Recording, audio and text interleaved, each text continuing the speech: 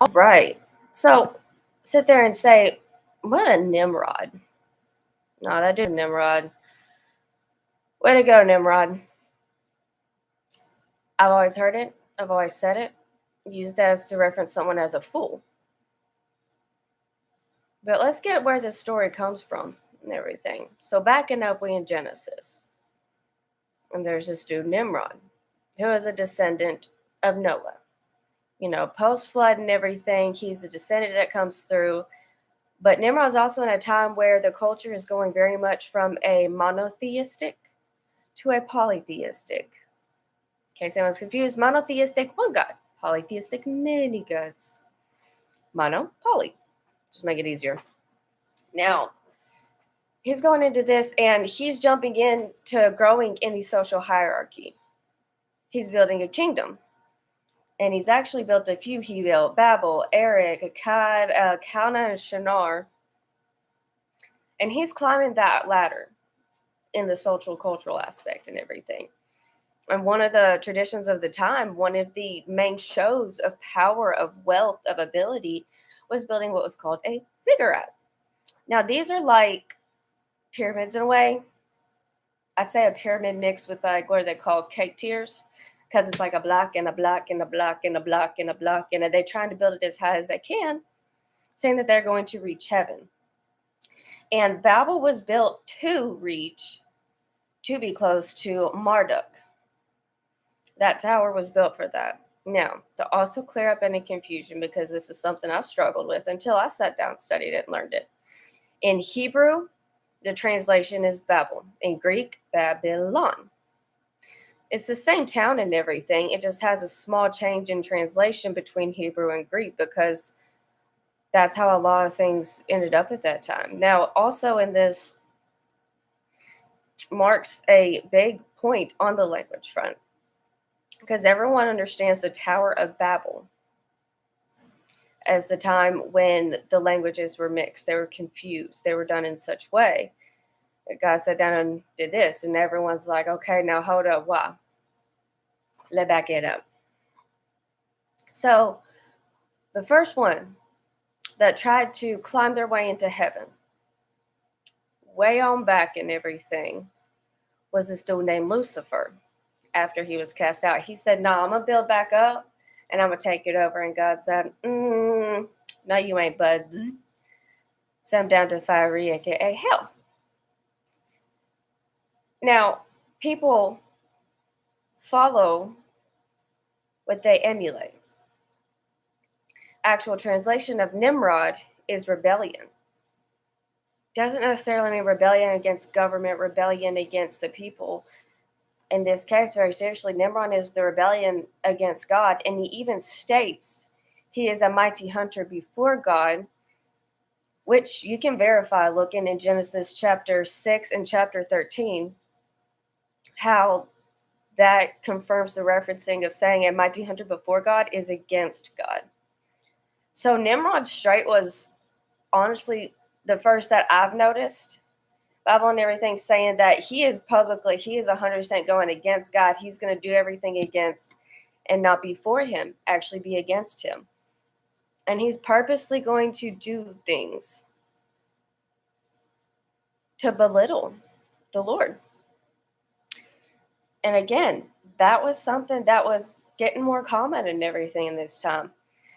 Now, we get to this and everything where Nimrod's like, I'm going to build this ziggurat. I'm going to be the bestest and the baddest. I'm going to work on my kingdom and not God's kingdom because my kingdom matters, his don't. And God sits there.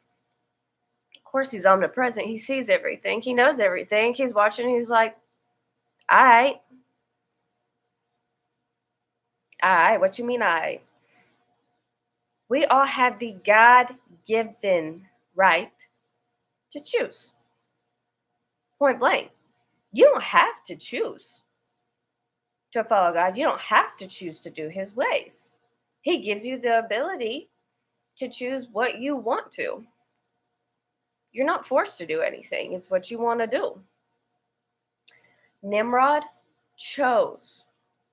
Many others chose to be against God, to follow the polytheistic culture, to follow a symbol kind of lifestyle of cheating people, of lies, of infidelities. I'm talking crime.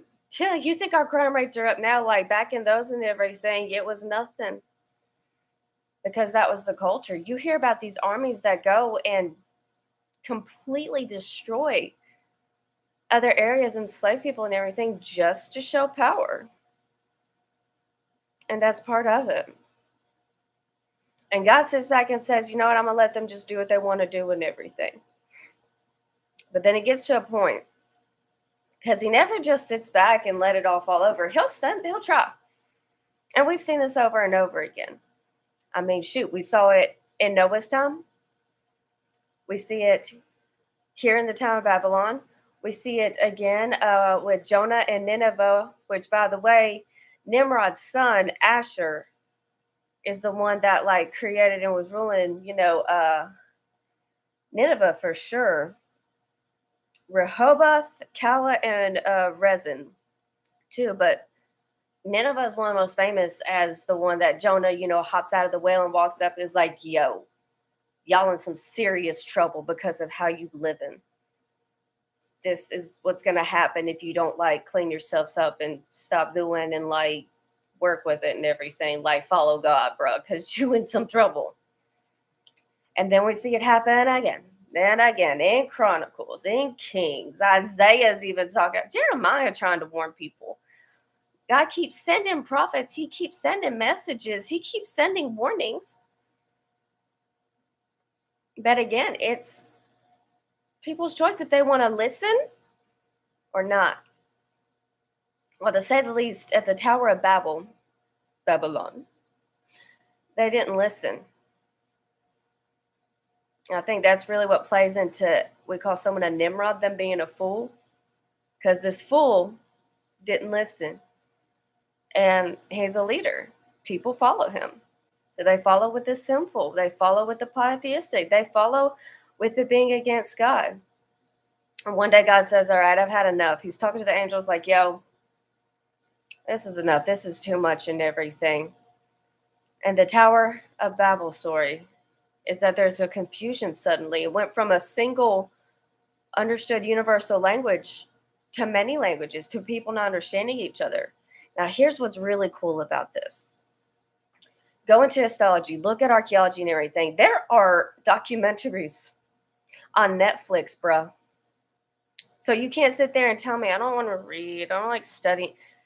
You can sit and watch some TV with it, okay? But it confirms a relative location. It confirms the tower. And there's also confirmation of after a point and everything, when the tower fell,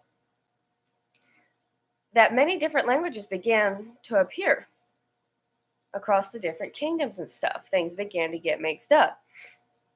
Now, can we 100% confirm or deny? No. But the scientific evidence that we do have really leans toward the confirm on it. And what cannot be explained, point blank, that's a power beyond our understanding, because that's a mind and that's ability beyond our understanding. That's God, just in case you were unsure. So that's where it was born from it. Nimrod, fool who rebels against God.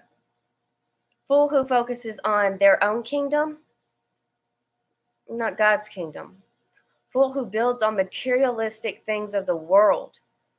When all this is temporary, man. It can all be destroyed, lost like that. And I know that 100%. But Christ, God, Holy Spirit, that 3 in 1, that's that firm foundation that is going to last forever. That's that one where there is going to always be that understanding. And as long as you follow that Godhead, you live as Christ,